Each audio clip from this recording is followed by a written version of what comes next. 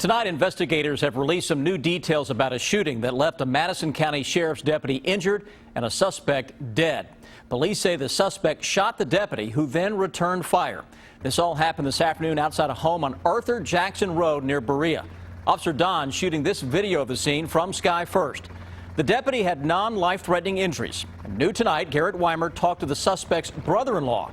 He's live in Richmond to begin our top story team coverage. Garrett? It was a long day for investigators and for deputies here in Madison County. Their brother is now home from the hospital. The man police say shot him is dead. The response alone got neighbors' attention. I'm down here every week. I never see this before.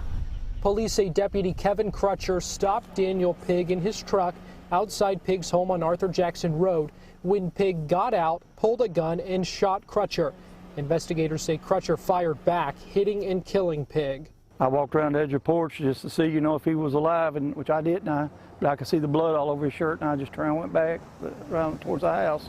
Ricky Gaines was feeding his animals nearby when it all happened. He's also Daniel Pig's brother-in-law. He says he knew Pig had been in some trouble, but didn't think he'd shoot anybody, let alone a deputy. He never was afraid of a man in his life, but I didn't think he'd ever shoot at somebody. He just, I've seen him get in arguments with people, but I never known him, drawing a gun on nobody or nothing since I've known him. Randy Lewis lives nearby. He waited for hours to get home while police investigated the shooting. He says he knew Pig, but stayed away from him. Yeah, I know him. He's had a pretty rough past. It was no surprise to me. Police also arrested Joseph Curtis. An arrest citation says Curtis was in the truck with Pig, but he got out and ran away when he heard gunshots. That citation says he left the scene, changed clothes, and then later denied he was even there. Live in Madison County, Garrett Weimer, WKYT. Garrett, thank you. Now, Deputy Crutcher was rushed to UK Hospital in Lexington with a police escort. We saw many police cruisers from Madison County and beyond in central Kentucky pulling into the hospital's parking lot this afternoon. Many officers say they wanted to stop by to make sure the injured deputy was going to be okay. News of today's shooting left people around Madison County concerned. It comes just 7 months after Richmond police officer Daniel Ellis was killed in the line of duty. But as Monique Blair tells us, people in Madison County are relieved that Deputy Crutcher did not suffer life-threatening injuries. She continues our top story team coverage. That's probably the worst thing anybody could do, shoot an officer. More heartache for this town. It was an all too familiar feeling for many people who live in Madison County Wednesday afternoon after they heard that Sheriff's Deputy Kevin Crutcher was shot after he initiated a traffic stop.